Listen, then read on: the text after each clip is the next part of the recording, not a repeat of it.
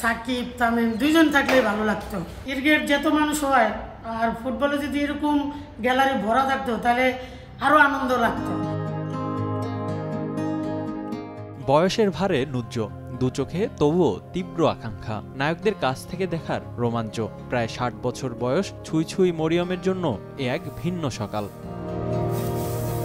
Tiger ক্রিকেটাররা আসবেন দেশের ক্রিকেটের আতুর ঘরে। ভোর থেকেই বাড়তি আয়োজন, সবকিছু থাকা চাই পরিপাটি, হওয়া চাই ফিটফাট। বঙ্গবন্ধু জাতীয় স্টেডিয়ামে ভিন্ন এক আবহ। তবে এসবের বাইরে গিয়েও মরিয়মের ভিন্ন গল্প। ২৩ বছর আগে যখন প্রথম পা রেখেছিলেন বঙ্গবন্ধু স্টেডিয়ামে, মাশরাফি আশরাফুলদের দেখেই ভালো লেগেছিল ক্রিকেট খেলাটাকে। এত বছর ধরে কাজ করেছেন যেখানকার ইট কাঠের সঙ্গে সখ্যতা। প্রিয় খেলা এখন আর নেই সেখানে, ক্রিকেট থিতু হয়েছে মিরপুরে। সেই ক্রিকেটাররা যখন স্পর্শ দূরত্বে, তখন মরিয়মের উচ্ছ্বাস বাদনহারা। ভাইয়াদের কাছে পাইছি, অনেক খুশি লাগতেছে যে এরকম তো সরাসরি দেখি নাই। মাঠে দেখছি বল করে, মাঠে দেখছি খেলতেছে, আর এখন তো একবার আমি বঙ্গবন্ধু স্টেডিয়ামে একবারে সরাসরি দেখতেছি। আনলিমিটেড লাইফ চলুক গ্রামীণ ফোনের মান্থলি প্ল্যানে, এক প্ল্যানে ১ মাস।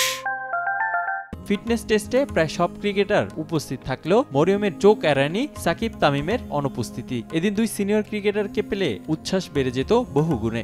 সাকিব তামিম দুইজন থাকলেই ভালো লাগতো। বিপিএল খেলা হইলো, ক্রিকেট খেলা দেখতে গেলাম বরিশাল, আর এই সাকিবের দল যখন খেলা হইলো তখন তো তামিম আর সাকিব আসছিল।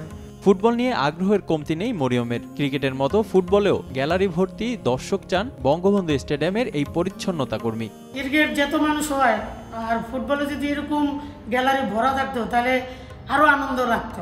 সংস্কারের দিন থাকায় দীর্ঘদিন অনেকটা নীরব বঙ্গবন্ধু স্টেডিয়াম। আবারও দ্রুত এই স্টেডিয়াম মুখরিত হবে বিভিন্ন স্পোর্টস ইভেন্টে, এমনটাই প্রত্যাশা মরিয়মের।